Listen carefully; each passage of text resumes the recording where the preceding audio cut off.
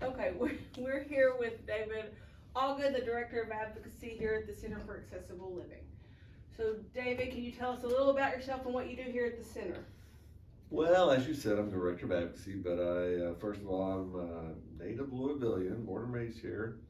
I sustained my spinal cord injury when I was 16 years old, which was 41 years ago coming up on it, and happened when I dove in a pool, again when I was 16, so that's when I acquired my disability and went on to the University of Kentucky and kind of got involved in some aspects of accessibility down there, and that's where I really got involved with advocacy and knowing what my rights are as a person with a disability.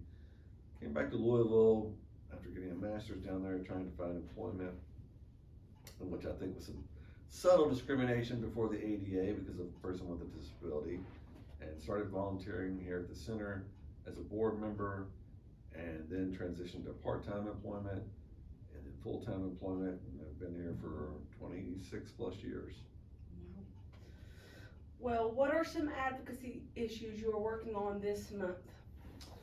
This month, really pretty much year round, but in particular during the General Assembly that just wrapped up, we worked on an organ donation bill that enabled people with disabilities not to be discriminated against by medical professionals based solely on the fact that they have a disability. The medical professional could actually turn them away from an organ donation, which we thought was unbelievable. So some advocates worked on that, and they got that changed, and it was a good bill, and hopefully it will be signed by the governor soon and come to be enacted in July. We also worked on parent custodial rights bill and parenting rights issues. We met a lot during the interim with legislators, and we thought we had something going pretty well. And then this is a short session, so it was kind of complicated, and they didn't have a lot of bills, but we did lay a lot of good groundwork. And we actually got a senator to tell us that they were going to hold an interim hearing on that topic and that issue this summer. So hopefully that will be helping us out, and we hope to get a bill passed next session that will ensure that people with disabilities in Kentucky, based solely on the fact that they have a disability, can't have their custodial parental rights taken away from them. So it's definitely something we're going to work on, and we've been working on for about 6 or 7 years, minimum wage issues.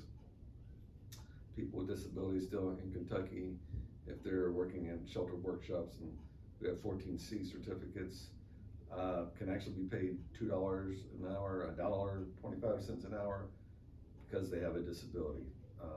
But we know that there are a lot of aspects around that. That's also an opportunity for them to get out amongst some other individuals and into the community.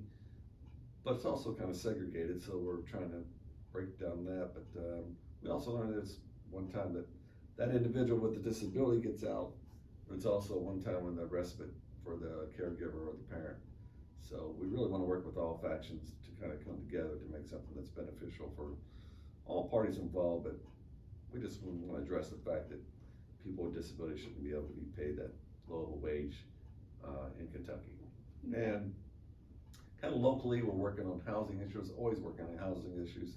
That's a huge problem throughout the country, and Louisville and Kentucky is trying to get affordable, accessible housing. There's not enough, and the increase only gets more every day. So we're trying to work on that with our local mayor and his administration, because they got an influx of federal funding from the ARP money and from other federal funding from COVID. So there are more housing being built, so we're going to try to make sure, hopefully, that all first floor units would be accessible, but let's just go above and beyond what the HUD requires. So, and transportation is always another big issue, and we'll continue. I've been working on that for 20 plus years. We live in a rural state, and there's not a lot of transportation opportunities for people with disabilities. And if you can't go anywhere, then how can you get a job, or how can you get out in the community? How can you volunteer? We just have a real lack of transportation, and hopefully Kentucky legislature will start putting more money into public transit throughout the state, particularly in the rural areas. Yeah, lots of tough issues. Sounds like you're busy out there, There's David. never a dull moment. No. What are some ways that viewers of this video could get involved in advocacy efforts for the disability community? Well, the easiest way is to get to know who your legislator is, know who your, if you wanna work on a local level with, say, transportation or access, sidewalks, not enough, access to public buildings, and work with the local people. If you don't get anywhere with that, with your mayor and your council people, whoever it might be, go to your state representative and state senators, and I still think that's a good option no matter what, particularly not during the session when they're very, very busy in Frankfurt.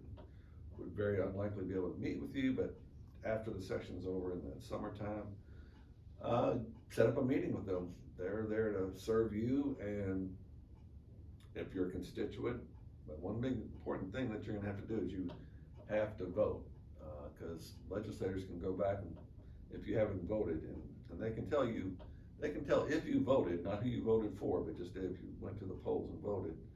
But if you haven't gone to the polls in 2 or 3 years, then they're not gonna really be too concerned about your issues because they know that you're not gonna vote for them or against them. So one thing that we don't have a lot of money and sometimes don't lack the influence that lobbyists has, but we have the power to vote and they want that vote. So you need to register to vote and you need to vote, but then you need to get to become acquainted with your representatives on local, state, and federal, and speak with them and develop a relationship. I myself have done that for quite some time, so I literally have legislators call me on my cell phone to ask me about bills, what they think, what do I think about it.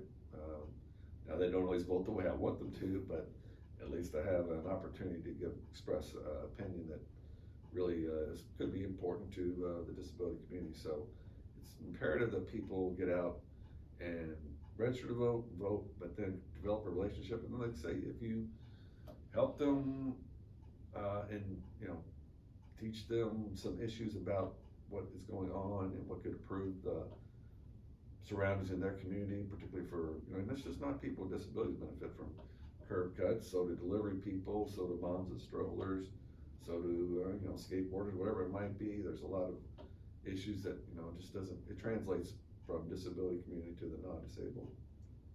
But it's really important for those people to get involved in the process, and you can become a trusted ally of that legislator, and they will, you can have their ear and can make a difference when it comes to issues, particularly when it's issues that we need some voices heard from around the state. Awesome. Well, I know you're busy. I appreciate you sitting down with us, and we'll do check-ins every once in a while just to see what you're working on and what we can be working on. So sounds great. all right, thank you.